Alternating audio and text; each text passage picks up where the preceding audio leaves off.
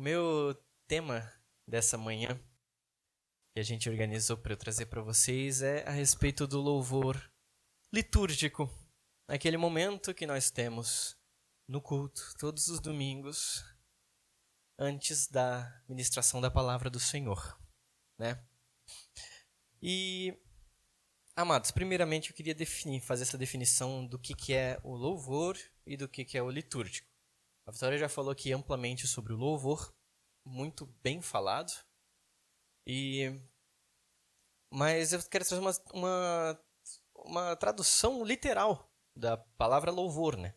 Até com a sua etimologia e tudo. O louvor ele vem do latim laudare, que significa simplesmente elogiar.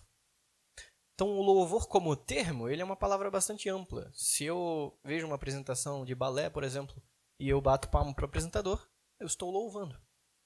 Claro que, num contexto cristão, num contexto de culto, nós temos o louvor como um sinônimo de louvar a Deus, de adoração a Deus, de cantar a Deus. Esse é o sinônimo de louvor no nosso contexto. Mas o termo, ele é simplesmente elogiar. E o litúrgico, ele vem do grego, liturgia, que significa a palavra leto, povo, e ergon, de obra. Um serviço ao povo, que é justamente o que a igreja faz. Um serviço ao povo, aqueles que entram, aqueles que vêm.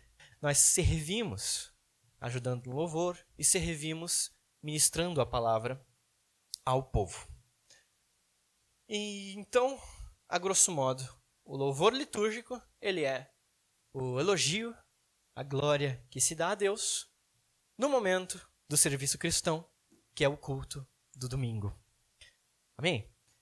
E por que a gente faz isso? Vocês já pararam para perguntar por que a ordem do culto ela é a abertura, a oração inicial, uns 40 minutos ou 2 horas, dependendo, de louvor e música, e depois a ministração da palavra e deu. Por que segue essa ordem? Né? A gente está acostumado com isso e a gente não questiona exatamente o porquê. E ainda mais, por que a opção do louvor é necessariamente a música, o cântico? Por que a gente não se reúne em círculo e começa a pular, igual a gente vê na tradição judaica, do pessoal pulando, todo felizão? Por que não é assim? É um louvor, um cântico, tudo junto.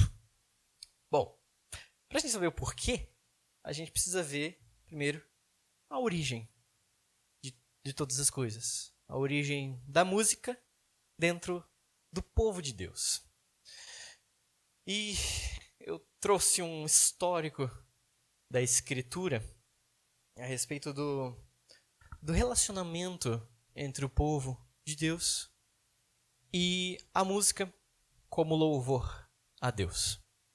Primeiramente, amados, primeira vez que nós vemos sobre música na Escritura é lá em Gênesis, com a pessoa que origina, digamos assim, a música, né? O humano que dá um start nisso aqui, que é justamente Jubal. Jubal, talvez alguém nem tenha escutado esse nome, né? É um nome estranho. Mas Jubal, ele é um dos descendentes de Caim. Ele é de uma linhagem que não possui um bom testemunho diante de Deus, né? Nós vemos Caim já não teve um bom testemunho, e tem outros exemplos lá na linhagem, como Lameque, por exemplo, que foi o primeiro polígamo, que foi arrogante, assassino, tudo mais. E é dessa linhagem, deste povo não tão bacana, que surge a música. Em Gênesis 4:21 diz: o nome do seu irmão era Jubal. Este foi o pai de todos que tocam harpa e órgão. E então, saindo um pouco dessa linhagem, indo para o povo de Deus, lá em Êxodo nós temos, propriamente dito, a primeira canção que é dirigida a Deus. Né? A gente não sabe exatamente o que Jubal tocava, e nem seus filhos. Mas nós sabemos que em Êxodo, logo após a travessia do Mar Vermelho, o povo de Israel exulta em alegria e lança aos ares um louvor jubilante, um cântico de celebração. Lá em Êxodo 15:1 diz: Então cantou Moisés e os filhos de Israel este cântico ao Senhor. E falaram dizendo: Cantarei ao Senhor, porque gloriosamente triunfou. Lançou no mar o cavalo e o seu cavaleiro. E lá no 20: Então Miriam, a profetisa, irmã de Arão, tomou o tamboril na sua mão, e todas as mulheres saíram atrás dela com tamboris e com danças. E Miriam lhes respondia: Cantai ao Senhor, porque gloriosamente triunfou e lançou no mar o cavalo com o seu cavaleiro. É maravilhoso, Senhor. É maravilhoso, irmãos. É a primeira vez registrada que nós temos o povo de Deus em conjunto, cantando ao Senhor e se alegrando pelas coisas que Deus fez em forma de música. E ainda mais, depois de Moisés ter passado toda a lei, depois de todo esse momento, às margens do Rio Jordão, nas campinas de Moabe, prestes a atravessar para conquistar Jericó, Moisés, ainda antes de morrer, escreve em Deuteronômio, por ordem de Deus, uma canção que podemos dizer que foi composta pelo próprio Senhor. Então, além de Deus gostar de música, que nós vamos ver um pouco mais depois, Deus, ele faz música.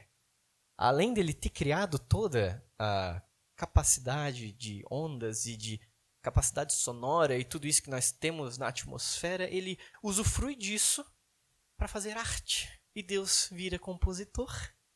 E diz lá em Deuteronômio 31:19: Agora, pois, escrevei-vos este cântico e ensinai-o aos filhos de Israel.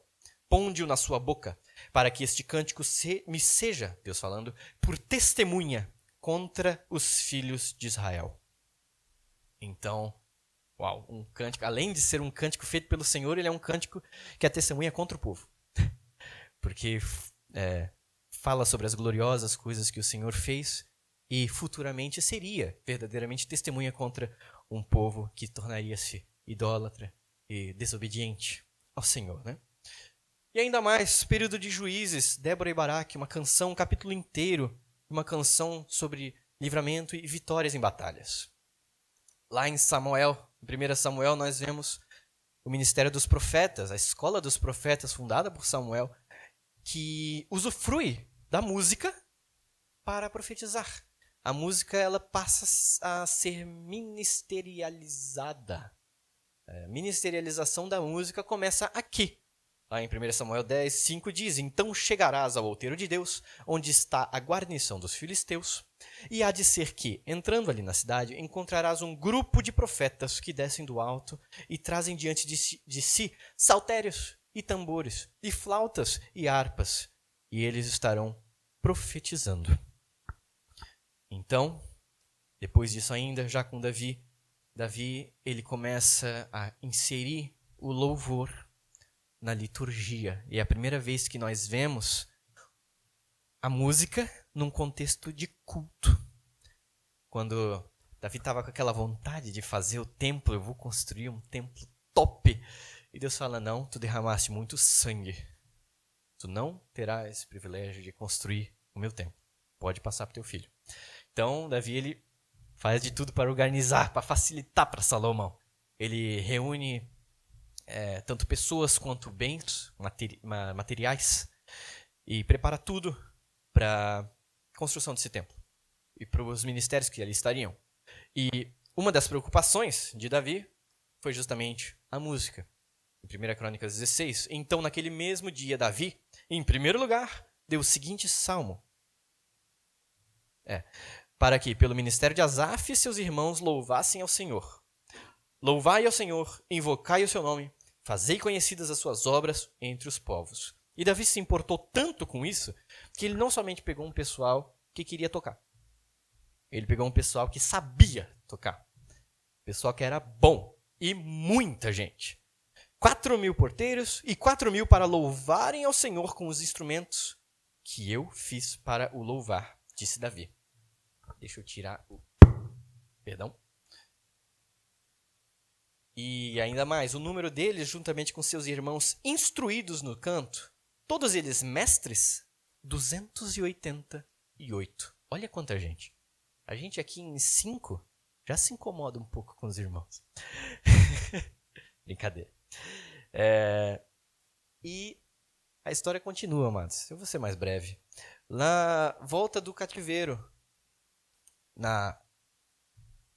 ainda não na dedicação nos muros, mas na volta, eles têm um primeiro momento que parece uma liturgia do culto que nós temos agora, que diz lá em Neemias: Esdras abriu o livro perante a vista de todo o povo, e todo o povo pôs-se de pé. Esdras louvou ao Senhor, o grande Deus, e todo o povo respondeu: Amém, amém. Levantando suas mãos, inclinaram suas cabeças e adoraram ao Senhor com os rostos em terra. E Jesuá, Bani, Serebias, mais outras pessoas, e os levitas ensinavam o povo na lei, e o povo estava no seu lugar. E leram o livro na lei de Deus, e declarando e explicando o sentido, faziam que, lendo, se entendesse. Olha só. Ele abre o livro da lei, o povo louva, amém, amém, levanta as mãos, se quebranta, e depois a leitura da escritura, explicação, como uma pregação expositiva para o povo, para que entendessem a lei do Senhor depois de ter cantado. E depois, na dedicação dos muros de Jerusalém, a primeira coisa que eles fazem depois de construir é cantar, trazer instrumento, fazer barulho, louvar o Senhor, cantar com alegria.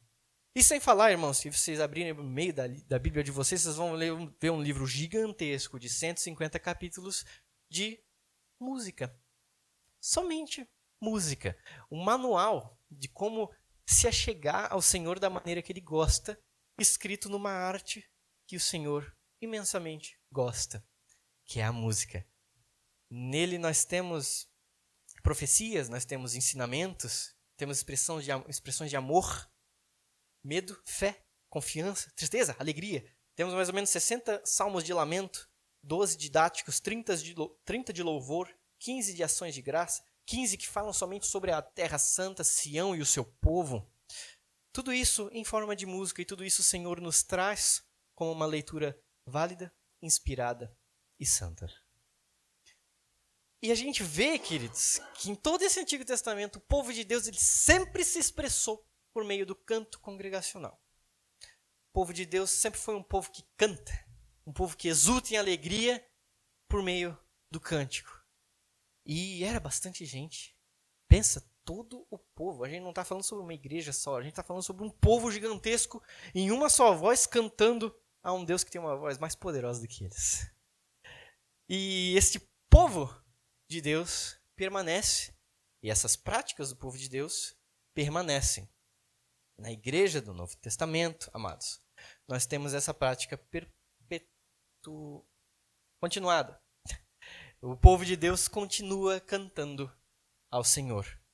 Inclusive, esses princípios litúrgicos que nós lemos aqui, eles também, neste sentido, permanecem. O povo, na liturgia ao Senhor, canta. E nós vemos pelas cartas de Paulo que era uma prática comum nas igrejas do período apostólico. E eu esqueci de botar aqui, inclusive, mas o próprio Senhor Jesus, na noite da ceia, que ele tomou o cálice e o pão, partiu e serviu aos discípulos, ele estava em profunda angústia antes dele ir ao Monte das Oliveiras. Ele canta um hino com os discípulos. Um evangelho apenas relata isso, se eu não me engano, mas antes de partirem, eles cantam o hino. O Senhor Jesus, nosso modelo de ser, o faz também. E, enfim, no período apostólico, essa prática era tão comum que Paulo sentiu a necessidade de falar sobre isso. Lá em Efésios, ele admoesta o pessoal. Não vos embriagueis com vinho, em que há dissolução, mas enchei-vos do Espírito, falando entre vós em salmos e hinos e cânticos espirituais, cantando e salmodiando ao Senhor no vosso coração, dando sempre graças por tudo a nosso Deus e Pai, em nome do nosso Senhor Jesus Cristo. Então, olha, amados, falando entre vós, uma expressão visível e audível, igual a Vitória trouxe, e dando sempre graças em tudo, como uma resposta ao que Deus fez. Exatamente o que foi falado antes. Uma prática que a igreja apostólica já fazia, a igreja primitiva. E ainda mais, Paulo fala aos Colossenses: a palavra de Cristo habite em vós abundantemente, em toda a sabedoria. Como? ensinando-vos e admoestando uns aos outros, com salmos, hinos e cânticos espirituais, cantando ao Senhor com graça em vosso coração. A mesma coisa, a mesma história se repete.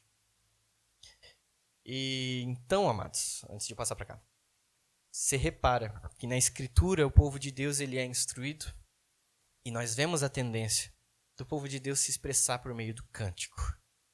Isso é maravilhoso. E eu queria mostrar para os irmãos que Paulo fala para a gente não largar as tradições, né? E é justamente isso que eu quero mostrar para vocês. Uma linha do tempo do canto congregacional. A igreja, o povo de Deus, cantava.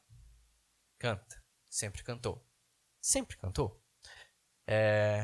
Como que isso aconteceu do ano 33 até hoje, 2025? Vamos começar com a igreja primitiva, época de Paulo. Nós temos, amados, um documento que inclusive é uma evidência extra-bíblica da existência de Jesus, que alguns acreditam que Jesus nunca existiu, mas existe evidência histórica que Jesus existiu, uma delas sendo uma carta de Plínio, o jovem, um juiz, governante romano, ao imperador Trajano. Trajano. Isso em 112 depois de Cristo, onde ele falava sobre uns tais de cristões, que eles chamavam os cristãos na época de cristões, que incomodavam e perturbavam e cantavam um hino a Cristo como se fosse a um Deus. Olha só, que maravilha. A igreja primitiva que incomodava, que perturbava, é conhecida por cantar a um tal de Cristo. E ainda mais, um dos teólogos mais antigos, Clemente de Alexandria, ele falava sobre a existência de coro. Ele demonstrou quase como Paulo fez, com amor, embriaguez e paixões insensatas sejam removidas do nosso coro. Ele falando sobre a igreja reunida. E isso é maravilhoso, queridos. A gente tem como modelo a igreja primitiva, às vezes, e esse é um dos aspectos que nós puxamos, o cantar. Inclusive, alguns eram bem radicais e proibiam instrumentos, era só coro, só cântico. Eu posso falar sobre isso depois. Mas outras pessoas que influenciaram no canto, Inácio de Antioquia, ele introduziu um tal de canto antifonal, que é o canto onde o coro canta e a igreja responde. Por exemplo, te agradeço, meu Senhor, te agradeço, meu Senhor, igual a gente faz. Isso vai ser um pouco mais ritualizado depois na história, mas a gente vê uma constância no canto congregacional, uma importância disso para o povo de Deus. E posteriormente, na igreja pós-Constantino, ela começou a se institucionalizar um pouco mais, porque finalmente havia paz, não tinha mais perseguição. Então, o culto é institucionalizado e o cântico também. O que acontece? Ambrósio de Milão, um dos teólogos da época, ele promove bastante essa espécie de canto antifonal. E nós conhecemos mais ou menos como é, por exemplo, a prática católica, onde o pessoal... Esqueci o nome. Clérigo? Enfim, o pessoal faz, por exemplo, em nome do Padre, do Filho e do Espírito Santo. E a igreja, amém. Isso é cântico. Só que é um cântico antifonal. E que a igreja participa dando amém. E o cântico fica mais pro coro. E, inclusive, ainda mais, Gregório Magno, ele promove aquele canto gregoriano, que é aquele... deixa eu ver se consigo fazer. Vocês já ouviram alguma música assim? É um canto complexo. É difícil de fazer. Não é para qualquer um. Não é, talvez, para o povo. E o que acontece com o canto congregacional? Ele diminui. A igreja começa a parar de cantar. E na Idade Média, conhecida como Idade das Trevas por alguns, o cântico ele fica basicamente reservado aos monges, aos profissionais, aos corais da igreja. No máximo, a igreja faz um amém no final. O cântico ele torna-se ritual, torna-se puramente liturgia, não mais adoração. Inclusive, acontece nesse período a latinização da liturgia, onde não se entende mais nada. E não há mais canto. A igreja para de cantar. Ou pelo menos quase para de cantar. Essa história do povo de Deus que se expressa pelo canto congregacional começa a ser um fogo que se apaga. Entretanto, nós sabemos o que acontece no século XVI. Reforma protestante. 95 teses de Martinho Lutero, outros reformadores, Ulrico Zwinglio, Calvino. Essas pessoas trazem tanto a centralidade da Escritura, a centralidade de Cristo e da fé, mas também a vida do canto congregacional. Ele torna-se essencial no culto, não somente para os monges, não somente profissionais, mas para a igreja, para o povo que se expressa por meio do canto. E eles, inclusive, compõem músicas baseadas nas Escrituras, músicas simples, para que o povo cante, justamente. E, inclusive, são utilizadas como ferramentas didáticas, catequéticas, para ensino, e também evangelísticas. Porque, amados, a música tem muito poder. A música tem um poder de convencimento. Tanto é que nós somos ensinados a amar o nosso país por meio do hino nacional. Ó, pátria amada, entre outras mil és do Brasil. Terra adorada, entre outras mil és do Brasil. Ó, pátria amada. E nós lembramos. Talvez alguns consigam recitar o hino nacional inteiro. E isso traz um patriotismo, um amor pelo país. Embora esteja numa situação meio complicada, nós amamos o nosso país. E o hino nacional expressa isso de uma maneira tremenda. Da mesma maneira, os cânticos servem para que aqueles que não conhecem sintam essa importância do Senhor, né? E o canto congregacional, amados, ele volta. Ele é restaurado e a igreja volta a cantar. E hoje, nós não estamos no século XX. Estamos no século XXI. Nós estamos num período nebuloso. Nós temos músicas... worship, por exemplo. Temos músicas tradicionais. Temos músicas tradicionalistas até. Nós temos músicas simples, talvez até demais. Nós temos uma igreja que está sendo hedonista, talvez, muito por prazer. Temos uma igreja emocionalista, uma igreja centrada no homem. E isso eu não falo de igreja local, igreja universal, eu digo igreja todo o povo de Deus. Como está o canto congregacional no povo de Deus hoje? Bom, a gente já viu a história. Já vimos que o povo de Deus se expressa pelo canto. E para a gente entender como está o canto congregacional, como está a música na igreja, nós temos que entender para que serve a música na igreja. Eu estou muito adiantado, muito atrasado, na verdade. Vou tentar acelerar. A música, ela não é somente música. Ela tem propósito no culto. Primeiramente, a música ela é uma expressão artística. Tanto é que ela é bonita. Deus a fez para que fosse bonita. Então, é uma expressão de arte que nós direcionamos para Deus, nós direcionamos para os perdidos e direcionamos para a comunidade cristã como um todo. Uns exemplos. Para Deus. Bom é louvar ao Senhor, cantar louvores ao seu nome. Vinde, cantemos ao Senhor, jubilemos a rocha da nossa salvação. Cantai ao Senhor um cântico novo, porque fez maravilhas. Cantai ao Senhor de toda a terra. Louvai ao Senhor e invocai o seu nome. Tem muitas. E para os perdidos?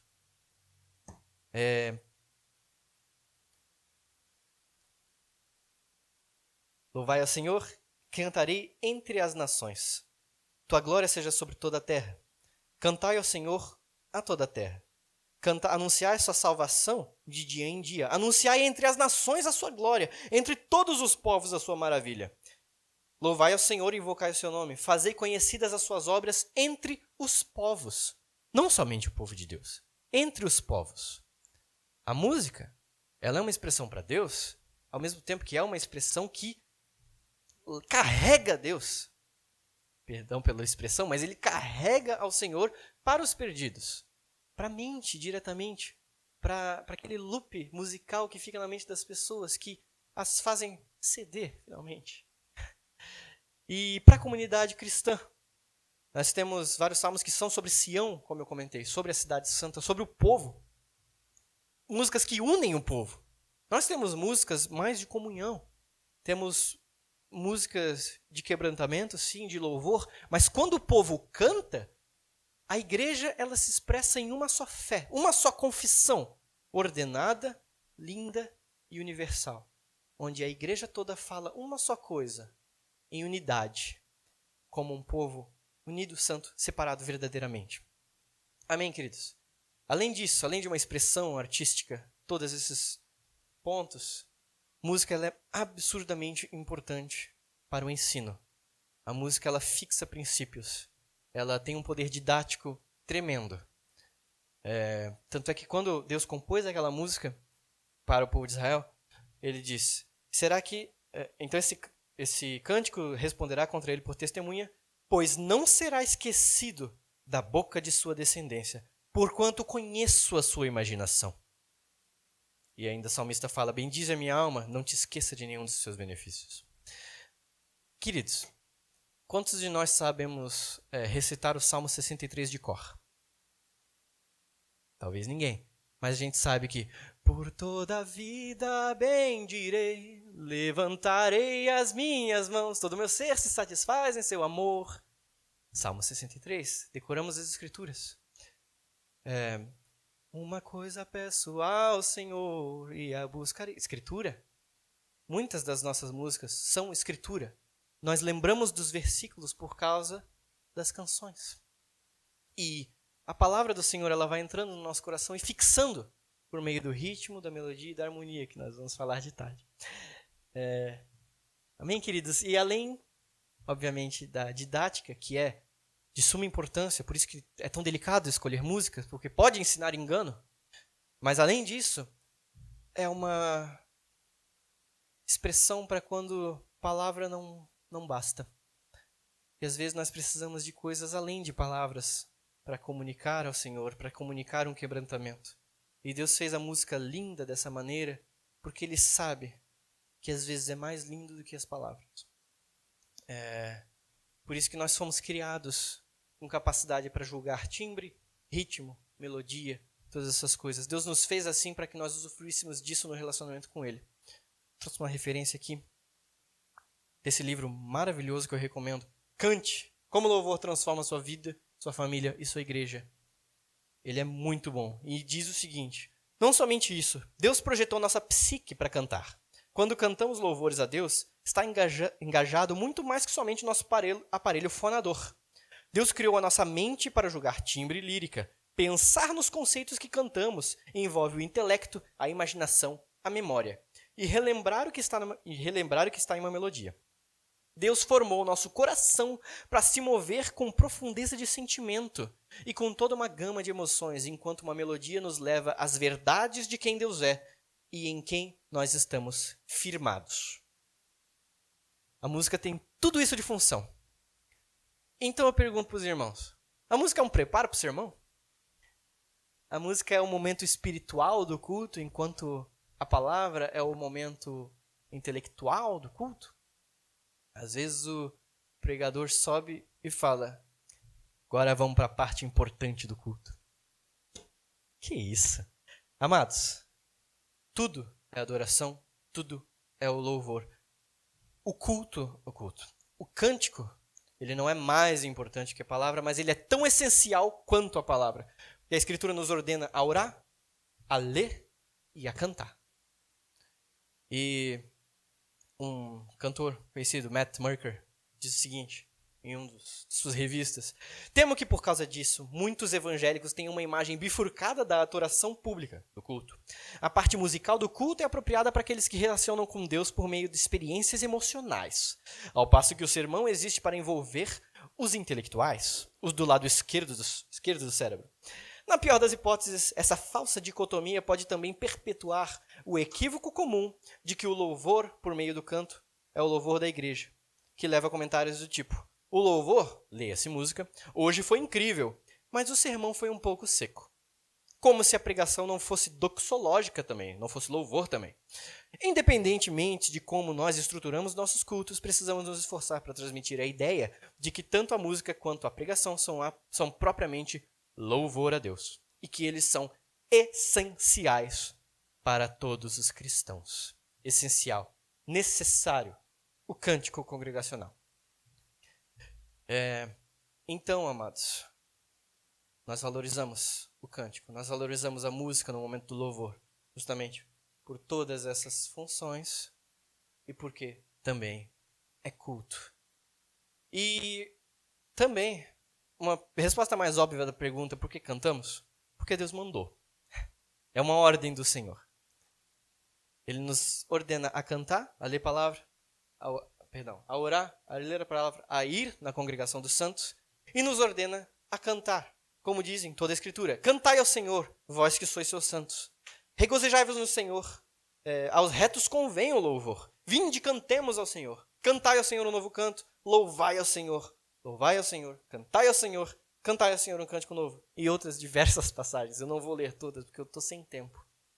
E novamente, repetidamente, por toda a Escritura, somos ordenados a ser um povo que canta. Há mais de 400 referências sobre cantar na Bíblia e pelo menos 50 ordens diretas. Não devemos ignorar a ordem por não gostarmos da música ou das pessoas que estão cantando, ou não estarmos afim. A ordem no Salmo 149:1, que é: louvai ao Senhor, cantai um cântico novo e o seu louvor na congregação dos santos, não contém senões ou condições. Não é necessário dizer que a liderança de uma igreja deve facilitar o canto congregacional, para que todos nós possamos honrar o Senhor juntos. Somos mandados a cantar, e a Escritura não diz apenas que cantemos, como também trata de onde, o que e como nós cantamos. Então, o povo de Deus é unido no cântico. A música é feita para que o povo cante. Então, para que serve o Ministério do Louvor? Nós aqui na frente. Bonitinho, né? Qual é a nossa função como Ministério de Louvor? Primeiramente, nós somos servos do povo de Deus. Então, longe de nós queremos ter essa impressão de estrelismo ou de um degrau a mais, ou, enfim, honras a mais. O ministro de louvor, ele é servo, e a função dele é fazer que o povo cante. Porque esse é o objetivo da música no povo. Que o povo cante, que o povo se una na música, que o povo a uma só voz expresse ao Senhor e uns aos outros a fé que eles professam. Então, o Ministério do Louvor está aqui para facilitar esse canto, para ditar o ritmo, para estabelecer a harmonia nos acordes e todas as demais coisas. Isso exige de nós, irmãos, técnica musical. Nós precisamos saber o que estamos fazendo, precisamos tocar bem, sim, para estarmos no ministério.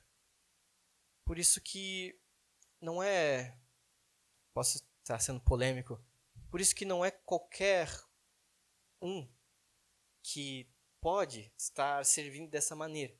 Tá certo que o servir é do coração, a adoração é do coração, mas se a função da música na igreja, se a função do ministério é facilitar o canto para o povo, então a música aqui não pode ser um problema. Aqui tem que estar tudo solucionado. Não pode haver dissensão, não pode haver violão desafinado, às vezes está. Mas aqui tem que estar tudo certo para que aqui esteja fácil, natural e o povo seja impulsionado a cantar. E também o ministério aqui não somente canta, faz uma performance, mas ensina. É uma breve pregação ritmada e melódica as músicas. Por isso que o Ministério de Louvor tem que ter discernimento na seleção das músicas para a gente saber o que estamos ensinando para o povo de Deus.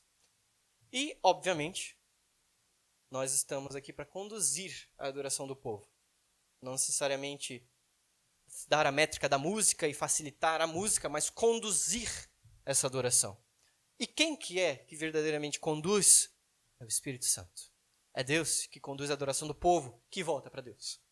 Então, não temos que estar somente na técnica, somente na seleção pré-definida das músicas, mas também temos que estar um a um com o Senhor.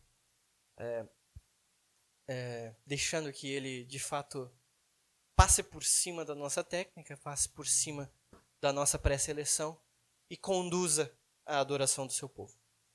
Amém, amados? Esse é o propósito do louvor. Essa é a história da música.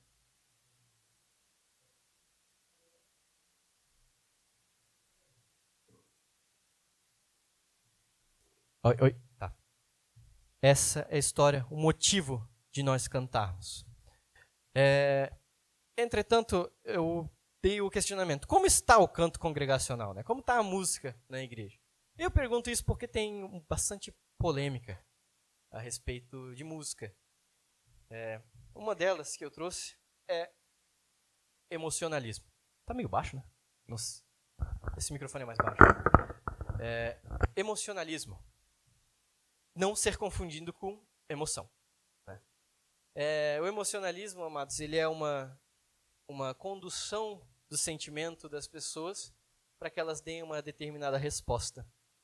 Por exemplo, eu falar que o louvor foi bom porque... Eu vou falar que o louvor foi bom porque a igreja chorou. Eu vou falar que o louvor foi bom porque a igreja estava rindo enquanto cantava. O louvor ele é bom quando a igreja canta. Ponto. Porque a igreja canta para o Senhor e o Senhor recebe. Ponto. Então, se a gente toca e o povo não canta, o louvor foi ruim. Se a gente toca mal e o povo canta em uma forte voz, o louvor foi bom. Porque o propósito é o povo cantar, ser instruído, adorar em uma só voz ao Senhor. E a gente sabe que tem algumas técnicas musicais que induzem sentimentos. Som muito alto, batida do bumbo, aquele bumbo que toca o coração, ele vai crescendo um sentimento. O baixo, os graves muito altos, eles vão tremendo o coração. Às vezes a gente vai num show ou num lugar que o som é mais alto, a gente sente tremer aqui dentro, de tão alto que está. Isso traz um sentimento que, às vezes, não é o Espírito Santo. É sentimento. Eu não vou ler isso aqui, até porque eu estou sem tempo, mas é basicamente a evidência que música influencia sentimento, pode ser usada de maneira terapêutica. E isso é perigoso, amados.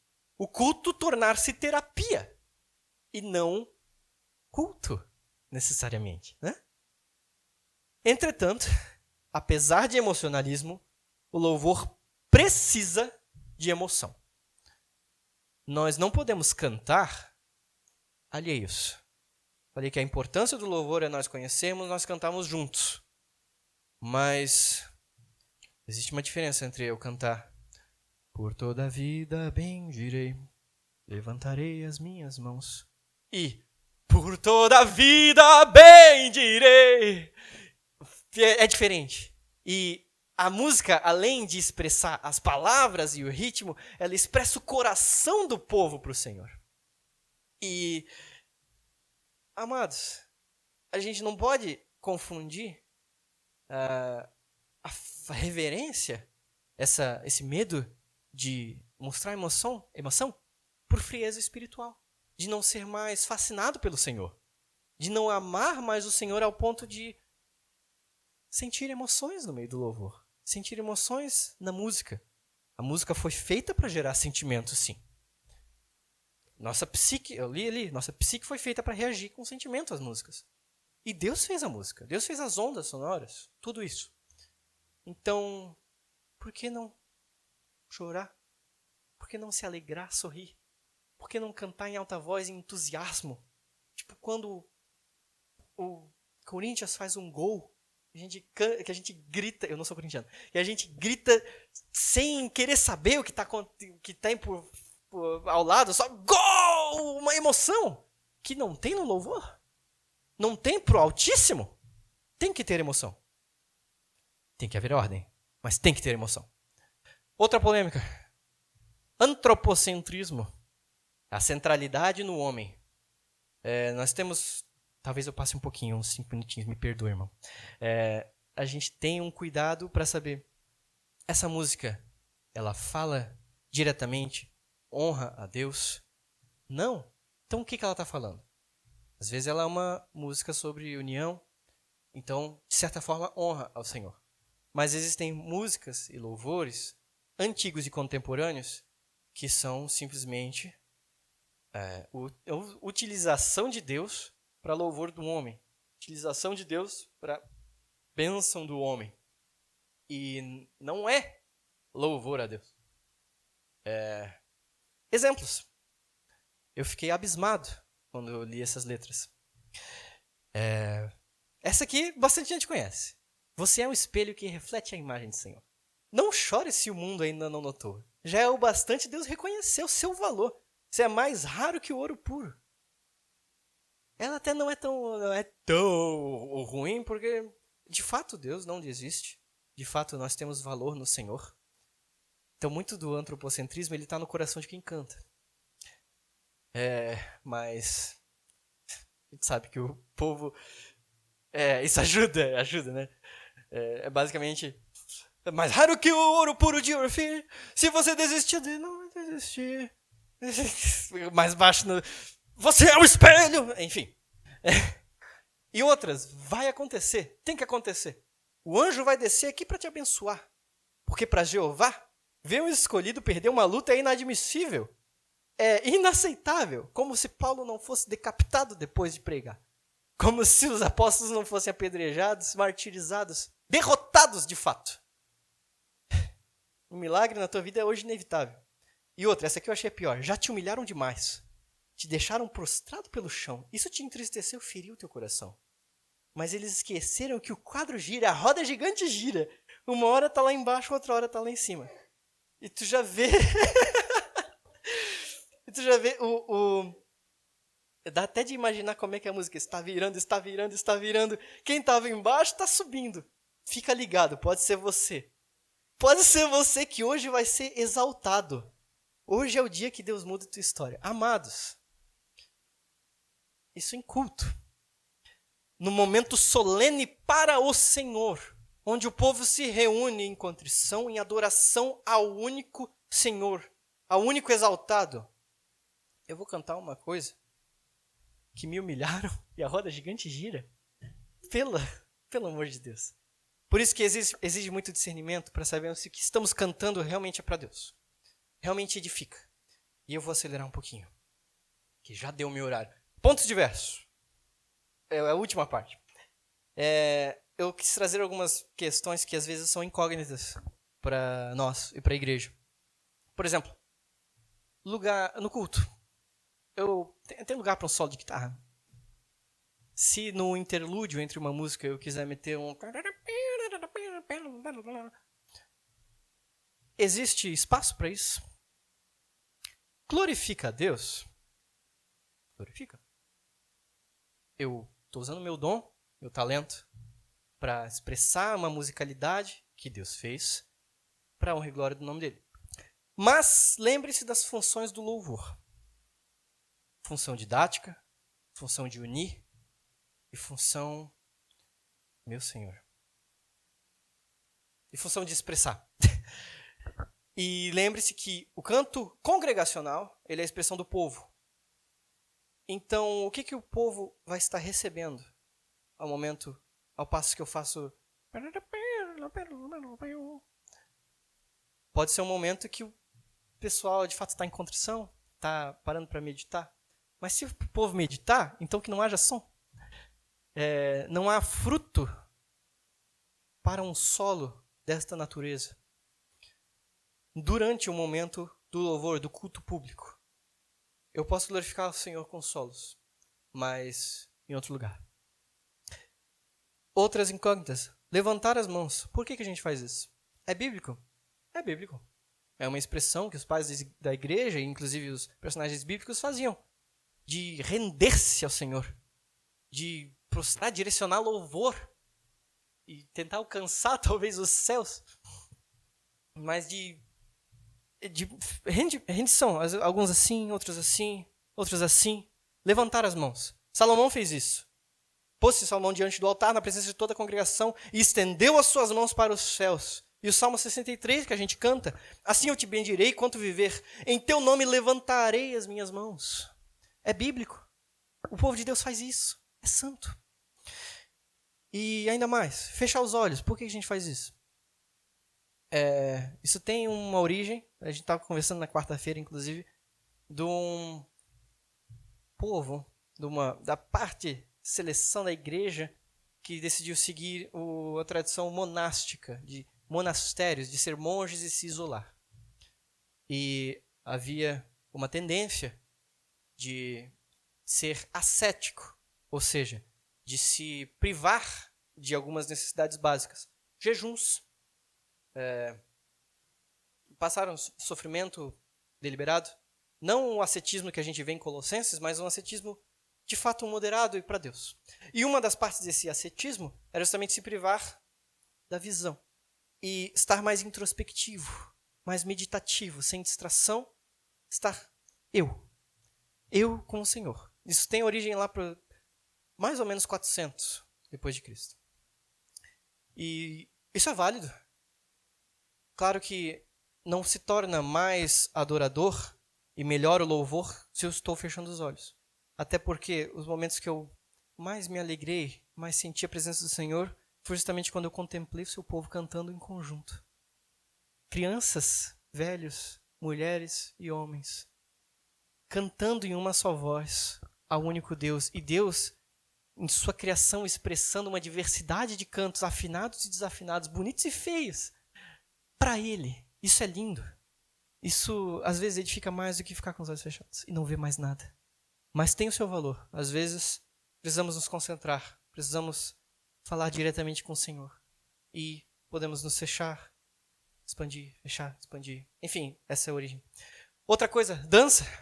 Por fim, essa é a finaleira, já vou passar para o irmão. Dança, ela edifica? Ela é coletiva? Ela é ordenada nas Escrituras? É ordenada. Deus manda dançar. Salmo 149, 3, 154. Louvai ao Senhor com tambores, com danças. Há quem diga que o termo hebraico traduzido para dança não significa dança, significa flauta. Eu, particularmente, agora na opinião pessoal, eu não vejo respaldo bíblico e de tradição para essa tradução de ser flauta. Eu acredito sim que o texto diga dança. Entretanto, tudo se resume ao propósito do louvor. Se eu estiver aqui fazendo assim para os irmãos, o que os irmãos vão receber de mim? Então, ao contrário, né? Tem que ter muito cuidado, amados, do que se faz à frente. Porque, embora a dança seja, sim, uma expressão de louvor, às vezes a gente está cantando e a gente vê as pessoas lá atrás. Eu acho lindo, eu acho maravilhoso. As pessoas lá atrás estão em pé, fazendo assim, louvando assim. Deus nos deu um corpo, Deus nos deu uma noção de ritmo para dançarmos. Mas, ao mesmo tempo, eu posso espelhar isso para outras coisas. Eu posso plantar a bananeira para a honra e glória do Senhor? Posso. Eu vou plantar a bananeira aqui, eu vou me estribuchar se eu fizer aqui. Mas eu vou plantar a bananeira aqui na frente? Não. Eu posso pintar para o Senhor. Eu vou pintar um quadro aqui na frente? Não. Por quê? O culto, ele é coletivo. Só estamos cantando aqui para que o povo cante. Se for para o povo não cantar, a gente não está aqui, vai ser só palavra para o povo receber. Posso liberar, pai? Tá liberado. Senhor.